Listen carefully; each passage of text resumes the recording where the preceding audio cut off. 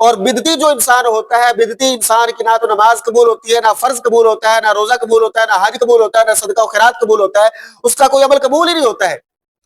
معزز سامعین و ناظرین، آج سورۃ الحجرات کی پہلی 5 آیات بینات کی ایمان افروز تفسیر و تشریح سماعت فرمائیں گے۔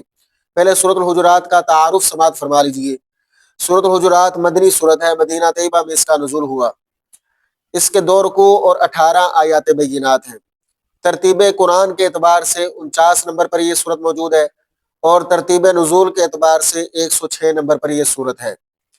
اس کو سورۃ حجرات کیوں کہا جاتا ہے؟ اس وجہ سے کہ اس کے پہلے رکوع میں لفظ حجرات آیا، اس وجہ سے اس کو حجرات کہا جاتا ہے۔ پہلی آیات بینات کا پس منظر کیا ہے؟ 2 پس منظر آپ کے سامنے بیان کرتا ہوں۔ پہلا پس منظر یہ ہے، پہلا شان نزول یہ ہے کہ نبی پاک صلی اللہ علیہ وسلم نے قربانی کے فضائل بیان فرمائے۔ حضرت ابو بردہ رضی اللہ تعالی عنہ نے فضائل سنے۔ عید الاضحیٰ والے دن، عید کی نماز سے قبل ہی انہوں نے قربانی کر ڈالی، اس نیت سے کہ ان کے ہمسائے بھی بھوکے ہیں، ان تک گوشت پہنچایا جائے، اور گوشت پہنچا دیا، اور خود اپنے گھر والوں کو بھی یہ کہہ دیا گوشت پکاؤ۔ نبی پاک صلی اللہ علیہ وسلم عید کی نماز پڑھنے کے بعد باہر تشریف لائے تو ابو بردہ کے گھر کے پاس سے گزرے۔ اس وقت کو کوٹھیوں کا ماحول تو تھا نہیں کہ کوٹھیوں سے خوشبو آنا ناممکن ہوتی ہے، تو یہ تو ماحول تھا وہ سادہ گھروں والا، تو وہاں سے خوشبوؤں کے حلے آ رہے تھے۔ تو نبی پاک صلی اللہ علیہ وسلم نے حضرت ابو بردہ سے پوچھا کہ یہ خوشبو کیسی ہے؟ عرض کی یا رسول اللہ صلی اللہ علیہ وسلم، قربانی کا گوشت پک رہا ہے۔ نبی پاک صلی اللہ علیہ وسلم نے فرمایا تم نے عید کی نماز سے پہلے قربانی کر ڈالی؟ عرض کی جی یا رسول اللہ، اس نیت سے قربانی کی کہ یا رسول اللہ ہمسائے تک بھی گوشت پہنچایا جائے جو بھوکے ہیں۔ تو نبی پاک صلی اللہ علیہ وسلم نے فرمایا تمہارے لیے صرف وہ گوشت ہے، قربانی نہیں ہوئی۔ تو وہ نادم اور شرمندہ ہوئے۔ عرض کی یا رسول اللہ صلی اللہ علیہ وسلم، اب میرے پاس بکری کا 6 ماہ کا بچہ موجود ہے، تو کیا میں اس کی قربانی کر سکتا ہوں؟ وہ قبول ہو جائے گی؟ تو نبی پاک صلی اللہ علیہ وسلم نے ان کو اجازت دے دی کہ یہ تمہارے لیے قربانی کرنا جائز ہے، تمہارے بعد کسی اور کو جائز نہیں ہے۔ اور ایک پس منظر اور شان نزول یہ بھی بیان کیا گیا، قبیلہ بنو تمیم کے لوگ کلمہ پڑھ کر مسلمان ہو گئے، اسلام قبول کر لیا۔ تو نبی پاک صلی اللہ علیہ وسلم کی بارگاہ سے جب واپس گئے تو سردار منتخب کرنے کا معاملہ درپیش ہوا۔ اب لوگوں کے اندر اختلاف پیدا ہوا۔ اختلاف یہ تھا، کوئی کہتا تھا کہ اقرا بن حابس کو قبیلے کا سردار بنا دیا جائے، کوئی کہتا تھا کاکا بن معبد کو قبیلے کا سردار بنا دیا جائے۔ تو یہ اختلاف جب پیدا ہوا تو نبی پاک صلی اللہ علیہ وسلم کی بارگاہ میں اپنا مسئلہ لے کر حاضر ہوئے، اور انہوں نے سارا مسئلہ بیان کر دیا۔ تو حضرت ابو بکر صدیق رضی اللہ تعالیٰ عنہ اور حضرت عمر رضی اللہ تعالیٰ عنہ انہوں نے اپنی رائے کا بھی اظہار پیش کر دیا۔ ابو بکر صدیق رضی اللہ تعالیٰ عنہ فرمانے لگے اقرا بن حابس ان کے حق میں بہتر ہے۔ حضرت عمر رضی اللہ تعالیٰ عنہ کہنے لگے کاکا بن معبد ان کے حق میں بہتر ہیں، اور ان کی تعریفیں بیان کرنے لگ پڑے۔ اب یاد رکھیے کہ تعریف بیان کرنے میں جھگڑا نہیں ہوتا ہے، برائی بیان کرنے میں جھگڑا ہوتا ہے، تعریف بیان کرنے میں جھگڑا نہیں ہوتا۔ مثال کے طور پہ 2 ریڑھی والے کھڑے ہیں اور دونوں نے انگور لگائے ہوئے ہیں۔ ایک ریڑھی والا کہہ رہا ہے کہ میرے انگور میٹھے ہیں، میرے انگور میٹھے ہیں، اور دوسرا بھی کہہ رہا ہے میرے انگور میٹھے ہیں، میرے انگور میٹھے ہیں۔ تو اس میں اختلاف نہیں ہوگا، جھگڑا نہیں ہوگا، کیونکہ دونوں اپنے پھل کی تعریف بیان کر رہے ہیں۔ جھگڑا کب ہوگا؟ جھگڑا اس وقت ہوگا کہ جب ایک ریڑھی والا کہے کہ میرے انگور تو میٹھے ہیں اور اس کے انگور کھٹے ہیں، میرا پھل تو عمدہ ہے، اس کا پھل نکارا ہے، تو اس وقت جھگڑا شروع ہو جائے گا۔ اور اسی طرح اگر ایک بندہ نمازی، نماز پڑھنے والا اپنی نماز کی تعریف کرتا ہے تو اس دوسرا بندہ بھی اپنی نماز کی تعریف کرتا ہے، تو اس طرح اختلاف پیدا نہیں ہوگا۔ اختلاف اس وقت پیدا ہوگا کہ جب بندہ اپنی نماز کی تو تعریف کرے اور دوسرے کی نماز کی تنقیص کرے کہ اس کی نماز قبول نہیں ہوئی، محض اس وجہ سے کہ اس نے رفع یدین نہیں کیا، یا امام کے پیچھے قرات نہیں کی، سورہ فاتحہ نہیں پڑھی، یا اس نے پاؤں چوڑے کر کے نہیں قیام کیا، یا اس نے ولدالین کہنے پر آمین اونچی نہیں کہا۔ تو اب جب دوسرے کی نماز کی تنقیص بیان کرے گا، برائی بیان کرے گا، اور کہے گا کہ میری قبول ہوئی اس کی قبول نہیں ہوئی، تو اس وقت جھگڑا شروع ہو جائے گا۔ تو برائی میں جھگڑا ہوتا ہے اور خوبیاں بیان کرنے میں جھگڑا نہیں ہوتا۔ تو جو لوگ یہ سمجھتے ہیں کہ ابو بکر صدیق اور حضرت عمر رضی اللہ تعالیٰ عنہ آپس میں جھگڑ رہے تھے، تو یہ ان کی خام خیالی ہے، کم فہمی ہے، وہ جھگڑ نہیں رہے تھے۔ ابو بکر صدیق اقرا بن حابس کی تعریف بیان کر رہے تھے، اور حضرت عمر رضی اللہ تعالیٰ عنہ آپ کاکا بن معبد کی تعریف بیان کر رہے تھے۔ تو یہ جھگڑا نہیں تھا بلکہ خوبیاں بیان کی جا رہی تھی۔ تو اسی دوران ان کی نبی پاک صلی اللہ علیہ وسلم کے سامنے آواز بلند ہو گئی، تو اللہ جل جلالہ نے ان دونوں واقعات کے بعد یہ آیت کریمہ نازل فرما دی، فرمایا یا ایھا الذین آمنوا لا تقدموا بین یدی اللہ ورسولہ واتقوا اللہ ان اللہ سمیع علیم۔ اے ایمان والو، اللہ اور اس کے رسول سے سبقت نہ لے جاؤ، اللہ اور اس کے رسول سے آگے نہ بڑھو. ادھر ابو بردا کو بھی سمجھا دیا گیا کہ تم نے نبی پاک صلی اللہ علیہ وسلم سے پہلے قربانی کی، عید کی نماز سے پہلے قربانی کی، تو تمہاری قربانی قابل قبول نہیں. اور ادھر شیخین کو بھی سمجھا دیا گیا کہ نبی پاک صلی اللہ علیہ وسلم کی موجودگی میں اگر کوئی مقدمہ آئے تو تمہیں بولنے کی ضرورت نہیں ہے، نبی پاک صلی اللہ علیہ وسلم خود فیصلہ فرمائیں اور تم سے پوچھیں تو پھر تم رائے کا اظہار کر سکتے ہو، ورنہ نبی پاک صلی اللہ علیہ وسلم کو فیصلہ کرنے دیا جائے. نبی پاک صلی اللہ علیہ وسلم کے فیصلہ کرنے سے پہلے تمہیں سبقت نہیں لی جانی چاہیے، پہلے بولنا نہیں چاہیے. اب یہاں پر بعض لوگوں نے کہہ دیا، دیکھیے جی ابو بکر صدیق رضی اللہ تعالیٰ عنہ اور حضرت عمر رضی اللہ تعالیٰ عنہ نے آوازیں بلند کی تو ان کے اعمال برباد ہو گئے، انہوں نے بے ادبی اور گستاخی کر دی تو لہذا وہ کافر اور مرتد ہو گئے. تو ایسے لوگوں کو ہم جواب دینا چاہتے ہیں کہ اگر وہ کافر اور مرتد ہو گئے تھے تو قرآن نے یہ کیوں کہا یا ایھا الذین آمنوا لا تقدموا بین یدی اللہ، اے ایمان والو، ایمان والے کہہ کر کیوں پکارا؟ یا ایھا الذین کفروا کیوں نہیں کہہ دیا؟ یا ایھا المنافقون کیوں نہیں کہہ دیا؟ گویا کہ وہ منافق بھی نہیں ہے، وہ کافر بھی نہیں ہے. اللہ جل جلالہ اس بات کی گواہی دے رہا ہے کہ وہ ایمان والے ہیں، اللہ کے نزدیک تو وہ ایمان والے ہیں.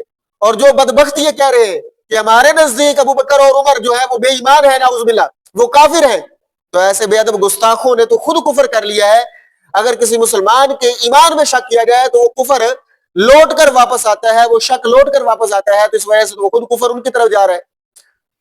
تو تمہارا ایمان خراب ہو رہا ہے، وہ عظمت کے چمکتے ہوئے ستارے ہیں، وہ پہلے بھی چمک رہے تھے، قیامت تک انشاءاللہ چمکتے رہیں گے. اور پیر نصیر الدین شاہ گولوی فرما گئے کہ نام آنے سے ابو بکر و عمر کا لب پر کیوں بگڑتا ہے کہ وہ پہلو میں چھپائے ہوئے ہیں.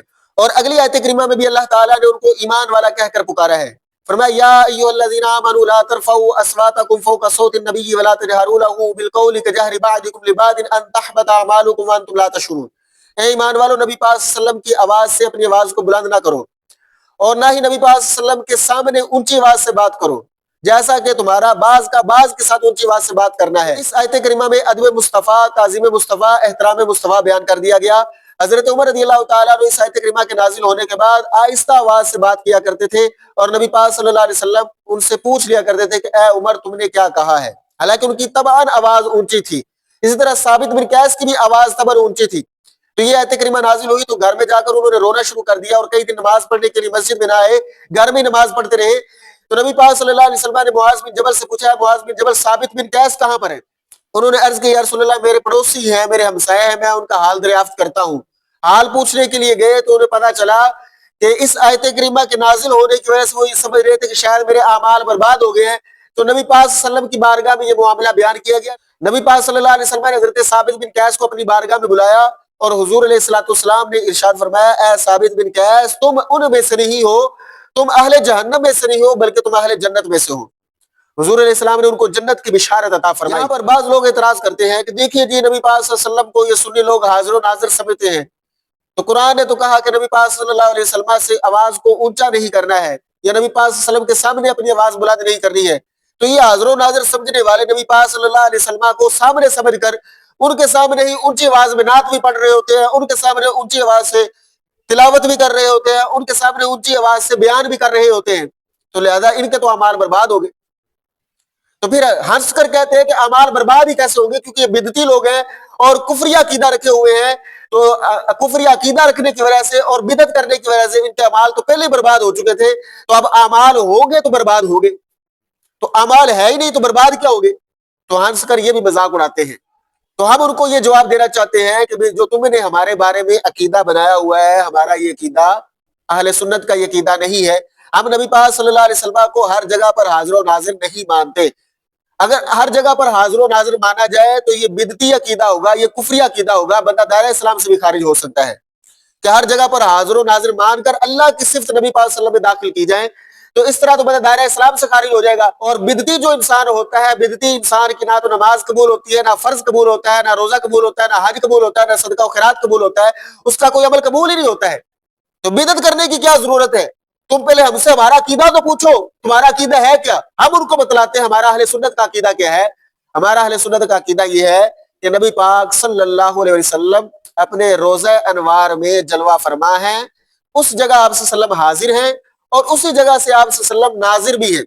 صحیح مسلم شریف کے اندر، سنن ابن داؤد کے اندر، سنن ابن ماجہ کے اندر، سنن ترمذی شریف کے اندر یہ روایت موجود ہے. میں ذمہ دار ہوں یہ روایت دکھاؤں گا نبی پاک صلی اللہ علیہ وسلم نے فرمایا اللہ تعالیٰ نے میرے لیے روئے زمین کو سمیٹ دیا ہے، میں نے اس کے مشارق بھی دیکھ لیے، اس کے مغارب بھی دیکھ لیے۔ اور ایک روایت میں حضور علیہ الصلوۃ والسلام نے ارشاد فرمایا اللہ تعالیٰ نے میرے لیے زمین کو بلند کر دیا ہے، میں دنیا اور جو کچھ قیامت تک ہونے والا ہے اس کو ایسے دیکھ رہا ہوں جیسے ہاتھ کی ہتھیلی ہوتی ہے۔ اور اس روایت کی محدثین نے توثیق بھی کی ہے، اگرچہ راوی میں ضعف ہے لیکن اس کی توثیق بھی بیان کی ہے کہ نبی پاک صلی اللہ علیہ وسلم اپنے روضہ انور کے اندر جہاں چاہے دیکھنا چاہے اللہ کے اذن سے دیکھ سکتے ہیں۔ آپ صلی اللہ علیہ وسلم اللہ کے حکم سے جہاں جانا چاہے روحانی طور پر آپ صلی اللہ علیہ وسلم جا بھی سکتے ہیں۔ یہ اہل سنت کا عقیدہ ہے، حاضر و ناظر کے ہونے کا مطلب یہ ہے۔ اس لیے بدعتی اور کفر کے فتوے نہ لگاؤ، اس طرح تمہارے واپس ہی لوٹ کر جائیں گے، ہمارے پاس نہیں رہیں گے۔ تو اللہ تعالیٰ نے یہاں پر ادب مصطفیٰ بیان کر دیا کہ کہیں ایسا نہ ہو کہ اونچی آواز کرنے کی وجہ سے تمہارے اعمال برباد ہو جائیں اور تمہیں شعور بھی نہ ہو۔ آگے اللہ جل جلالہ نے ان کا ذکر فرمایا کہ جو اپنی آوازوں کو پست رکھتے ہیں۔ ارشاد فرمایا ان الذين يغضون اصواتهم عند رسول الله اولئك الذين امتحن الله قلوبهم للتقوى لهم مغفرة واجر عظیم۔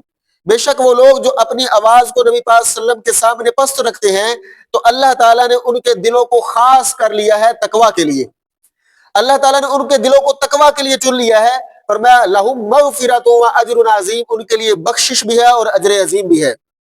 اور آگے اللہ جل جلالہ نے ارشاد فرمایا ان الذين ينادونك من وراء الحجرات اکثرهم لا يعقلون، بے شک وہ لوگ جو حجرے کے باہر سے نبی پاک صلی اللہ علیہ وسلم کو ندا دیتے ہیں، فرمایا ان میں سے اکثر عقل نہیں رکھتے ہیں۔ جو مخلص مومن تھے وہ نبی پاک صلی اللہ علیہ وسلم کی بارگاہ میں آتے، اگر حضور مسجد نبوی میں نہ ملتے تو پھر وہ نبی پاک صلی اللہ علیہ وسلم کو حجروں میں تلاش کرتے، جس حجرے میں حضور علیہ الصلوۃ والسلام ہوتے تو باہر سے کھڑے ہو کر ادباً احتراماً یا نبی اللہ یا رسول اللہ کہہ کر پکارا کرتے تھے۔ اور جو دیہاتی بدو لوگ ہوتے وہ نبی پاک صلی اللہ علیہ وسلم کی بارگاہ میں جب آتے تو وہ یا محمد اخرج الینا کہا کرتے تھے، انہیں اب ادب اور احترام کا پتہ نہیں تھا، اور منافق بھی اس سے فائدہ اٹھا لیا کرتے تھے۔ تو نبی پاک صلی اللہ علیہ وآلہ وسلم پر یہ آیت کریمہ نازل ہوئی، فرمایا کہ بے شک وہ لوگ جو نبی پاک صلی اللہ علیہ وسلم کو حجروں کے باہر سے پکارتے ہیں ان میں سے اکثر لوگ لا عقل ہیں، ان کو فہم نہیں ہے، ان کو عقل نہیں ہے، ان کے اندر دنائی اور شعور نہیں ہے۔ تو ان بدوؤں کو بھی تنبیہ فرمائی گئی کہ جب نبی پاک صلی اللہ علیہ وسلم اپنے حجروں میں ہو تو باہر سے پکارنے کی اجازت نہیں ہے۔ ممکن ہے کہ نبی پاک صلی اللہ علیہ وسلم پر اس وقت وحی نازل ہو رہی ہو اور یہ دیوانہ نبی پاک صلی اللہ علیہ وسلم کو باہر سے پکار رہا ہو۔ نبی پاک صلی اللہ علیہ وسلم پر جب وحی نازل ہوتی تو سردی کے اندر بھی رسول اللہ صلی اللہ علیہ وسلم پر پسینہ آ جاتا تھا۔ ممکن ہے کہ نبی پاک صلی اللہ علیہ وسلم اس وقت نفلی عبادت میں مشغول ہو اور یہ دیوانہ باہر سے پکار رہا ہو۔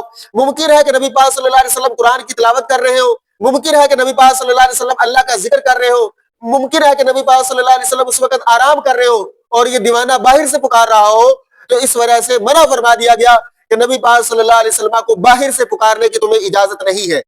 اور آگے اللہ جل جلالہ نے ارشاد فرمایا وَلَوْ أَنَّهُمْ صَبَرُوا حَتَّى تَخْرُجَ إِلَيْهِمْ لَكَانَ خَيْرًا لَهُمْ، فرمایا اگر وہ صبر کرتے یہاں تک کہ آپ صلی اللہ علیہ وسلم خود باہر تشریف لے آتے، ان کے پاس آ جاتے تو لَكَانَ خَيْرًا لَهُمْ، ضرور بضرور ان کے لیے بہتر ہوتا۔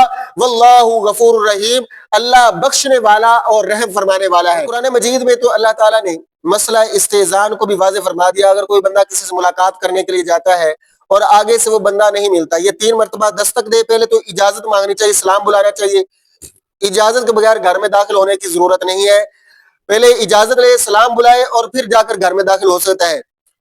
اور اگر سلام کا جواب نہیں آتا ہے، اجازت نہیں ملتی ہے، 3 مرتبہ دستک دی جائے اور پھر بھی اگر گھر سے کوئی باہر نہیں آتا تو اسے واپس لوٹ جانا چاہیے، زیادہ ضد اور اصرار نہیں کرنا چاہیے۔ اور اگر گھر سے کوئی فرد نکل کر کہتا ہے کہ بھی فلاں صاحب جن کو تم ملنا چاہتے ہو وہ تم سے ملاقات نہیں کرنا چاہتے، یا ان کے پاس کوئی وقت نہیں ہے، یا ان کی مجبوری ہے، یا آرام فرمانے بعد میں آ جانا، تو وہاں پر ضد اور اصرار نہیں کرنا چاہیے بلکہ واپس چلے جانا چاہیے۔ یہ نہیں کہنا چاہیے کہ میں اتنی دور سے چل کر آیا ہوں، اتنا لمبا سفر طے کیا ہے اور میں ان سے ملے بغیر جا نہیں سکتا ہوں، تو یہ ضد اصرار اور بحث نہیں کرنی چاہیے بلکہ بعد میں ملاقات کا وقت نکال لینا چاہیے۔ اللہ جل جلالہ کی بارگاہ میں دعا ہے اللہ تعالی ہمیں عمل کرنے کی توفیق عطا فرمائے۔ وما توفیقی الا باللہ۔